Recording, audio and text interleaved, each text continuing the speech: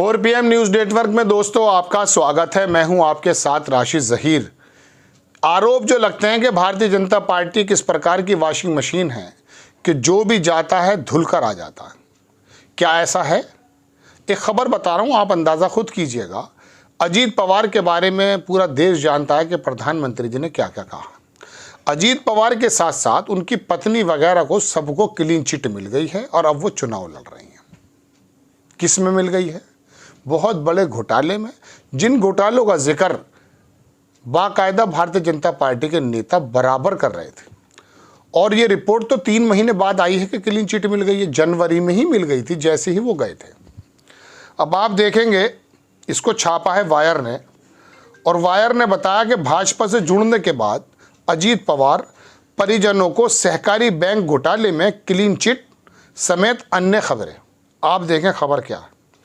महाराष्ट्र के उप मुख्यमंत्री अजीत पवार को क्लीन चिट देने के साथ ही मुंबई पुलिस की आर्थिक अपराध शाखा EOW, ध्यान रखिएगा इसका नाम, शाहरुख खान भी याद आएगा आपको, दावा किया है कि महाराष्ट्र राज्य सहकारी बैंक मामले में उनकी पत्नी सुनेत्रा पवार और भतीजे रोहित पवार के खिलाफ कोई आपराधिक मामला नहीं बनता है। अजीत और सुनेत्रा पवार अजीत पवार के नेतृत्व वाले NCP गुट का हिस्सा हैं, वहीं रोहित शरद पवार के नेतृत्व वाले गुट का हिस्सा है। सुनेत्रा बारामती से NCP AP यानी कि अजीत पवार वाली लोकसभा उम्मीदवार हैं, वहां पे शरद पवार की बेटी भी है। 35 पेज की क्लोजर रिपोर्ट इस साल के शुरुआत में दायर की गई थी। क्लोजर रिपोर्ट इस साल की शुरुआत में दायर की गई थी। मीडिया को 24 अप्रैल को बताया गया, वरना जनवरी में ही हो गया था सब साफ वॉशिंग मशीन में, जैसा आरोप लगता है। इंडियन एक्सप्रेस के मुताबिक EOW ने क्लोजर रिपोर्ट में कहा कि बैंक को कोई वित्तीय नुकसान नहीं हुआ है और अब तक बैंक ने दिए गए कर्ज 1343 करोड़ 41 करोड़ रुपए की वसूली कर ली है। बता दें, मामला 2019 का है, जब बॉम्बे हाई कोर्ट के निर्देश पर EOW ने मामला दर्ज किया था। मामला इस आरोप से संबंधित है कि बैंक द्वारा उचित प्रक्रियाओं का पालन किए बिना चीनी मिलों को ऋण दिया गया था। आपको हसन मुशर्रफ का भी नाम याद आ रहा होगा, चीनी मिल का नाम आते ही। वहीं क्लोजर रिपोर्ट का सीधा असर प्रवर्तन निदेशालय के जुड़े मामले पर पड़ता है। अब ED चुपचाप बैठ जाएगी, जिसमें एजेंसी अब तक 2 आरोप पत्र दाखिल कर चुकी है। ED 2 आरोप पत्र दाखिल भी कर चुकी है। ED ने EOW के मामले के आधार पर मनी लॉन्ड्रिंग आरोप लगाते हुए अपराध दर्ज किया था। ED के आरोप में अजीत पवार के अलावा शरद पवार के नेतृत्व वाले NCP गुट के विधायक प्राजक्त तनपुरे का भी नाम है। EOW द्वारा दर्ज किए, आप बोर हो गए होंगे बात सुन के, मैं आपको रोचकता बताता हूँ उसके में क्या है। आपको याद होगा दोस्तों, जब रात को अचानक भगत सिंह कोश्यारी जब महाराष्ट्र के गवर्नर थे, सुबह उठे, अजीत पवार और फडणवीस को शपथ दिला दी। रात को लोग सोए थे, कोई सरकार नहीं थी, सुबह सरकार बन गई थी। कोई बात नहीं, बन सकती है। कोई प्रेस वाला नहीं था ANI के अलावा। उसके बाद क्या हुआ, अचानक ये तमाम जो रिपोर्ट थी अजीत पवार के खिलाफ, ये वापस ली गई। एक अधिकारी का उसमें बयान भी है कि उसने शिकायत भी की, लेकिन उसके जो सीनियर्स थे उन्होंने कहा चलो देखते हैं क्या है, इसमें ऐसी कोई बड़ी बात बनती नहीं है। वैसे एक रात में उसका भी ख्याल पलट दिया, केस ख़त्म हो गया। अजीत पवार ने पटकी मारते हुए दोबारा से अपने चाचा की गोद में बैठ गए। सरकार बन गई 3 लोगों की, उद्धव ठाकरे और ये तमाम लोग, ठीक है जनाब। इसके बाद क्या हुआ? इसके बाद ये हुआ, अजीत पवार की फिर फाइल खुल गई। अब बंद हुई है कब बंद हुई है? जब उन्होंने खुद आके शिंदे को समर्थन दे दिया, NCP तोड़ दी और महाराष्ट्र में सरकार बन गई भारतीय जनता पार्टी के साथ बाकी तमाम लोगों की। समझ रहे हैं आप? ये खेल हुआ आपके देश में। लोकतंत्र और कानून और ED और RD और OD सबको होते हुए ये खेल होते हैं।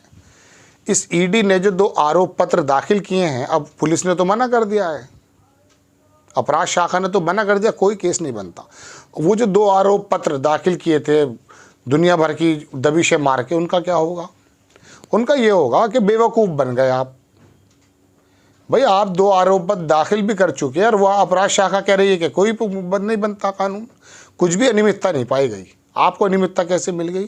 क्या आपको अनियमितता ऐसे मिल गई कि आपके पास कहीं से फ़ोन आया था कि ज़रा इसके दबिशे मारो, इनके यहाँ थोड़ा सा उबड़ खाबड़ करो, ऐसा था क्या?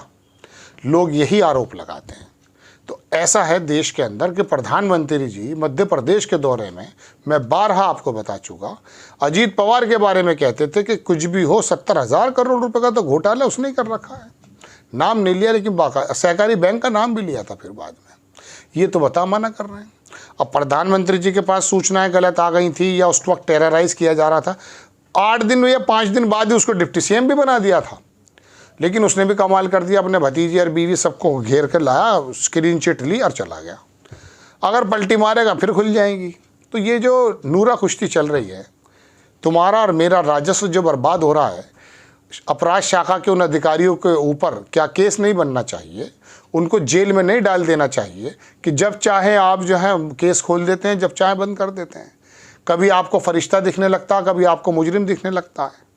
अजीब खेल है ये, और आपके सामने होता है। देखने की बात ये है, आप इतने बड़े ईमानदार हैं, इतने बड़े दरोगा हैं धर्म के, कि छोटी छोटी सी बातों पर आंदोलन कर देते हैं। ऐसे आंदोलन भी हुए हैं जिनकी रिपोर्ट बाद में आई कि ये तो झूठ था। राजीव गांधी की सरकार पलट दी थी आपने। आप ही की बात कर रहा हूँ जो आप सुन रहे हैं, आपसे तो मुखातिब हूँ। हाँ, आप में से बहुत से लोग उस वक्त नहीं थे, लेकिन वो मौजूद हैं आज भी लोग। जब वीपी सिंह ने बोफर्स का लगाया घोटाले का आरोप और सरकार पलट दी, आप लोग ईमानदार थे, उसकी बातों में आगे नहीं कि बेईमानी बर्दाश्त नहीं कर सकते हम। पड़ोसी की दीवार तो दबा सकते हैं हम, साइकिल चुरा सकते हैं, प्याऊ से लोटा हटा सकते हैं, टैक्स बचा सकते हैं, है ना, इनकम टैक्स नहीं देंगे, ये तमाम काम तो आप करेंगे। लेकिन जब आपको राजनेता के ऊपर आरोप पता चलता है तो आप क्या कहते हैं? अरे ये बेईमानी, ये बर्दाश्त नहीं करेंगे। लेकिन ये पहले की बातें थी। अब तो बड़े बड़े बेईमान मुख्यमंत्री बने हुए हैं साहब, लोग आरोप लगाते हैं। पहले वो किसी घोटाले में है, अभी उसे क्लीन चिट नहीं मिली, उसे चीफ मिनिस्टर बना दिया। फिर वो बुलडोज़र चलाने लगा, मैं बाहर पूर्वोत्तर प्रदेश की बात कर रहा हूँ। फिर वो नए नए बयान कर देने लगा। पहले वो मुजरिम था, अब वो भारतीय जनता पार्टी में आ गया, अब वो मुजरिम आपको लगता नहीं है। क्यों? क्योंकि वो धर्म की लड़ाई में लग गया है क्या? कोई आदमी कत्ल करके जमात में चला जाए तो क्या कातिल नहीं है वो? कोई आदमी, मैंने कई बार देखा पंजाब में मज़ारों पे बहुत सारे हरामी और ड्रामी बाज किस्म के लोग बैठे हैं।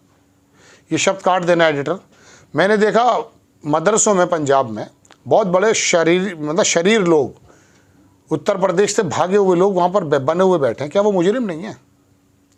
कहने का मतलब ये है दोस्तों कि अगर वो मज़ार पर बैठ गया, मदरसे में बैठ गया, साधु बन गया, मठ चलाने लगा, तो दुष्कर्म नहीं कर रहा क्या? वो जेल में नहीं है क्या? वो डेरा सच्चा वाला, वो आता है पैरोल पे, चुनाव जितवा के चला जाता है किसी पार्टी को, अपने अनुयायियों से कह देता है। अकल पे पर्दे पड़ गए भाई। यही अजीत पवार पहले बहुत बड़ा फ्रॉडी लग रहा था लोगों को, आज इसको क्लीन चिट मिल रही है। तो क्या वो आरोप सही है कि भारतीय जनता पार्टी की जो मशीन है उसमें धुलकर सब लोग साफ हो जाते हैं? आपको खबर कैसी लगी अपनी राय कमेंट्स बॉक्स में ज़रूर दीजिएगा। चैनल को सब्सक्राइब कीजिएगा, शेयर कीजिएगा। नेक्स्ट टाइम मैं किसी खबर के साथ हाजिर होता हूँ। जय हिंद।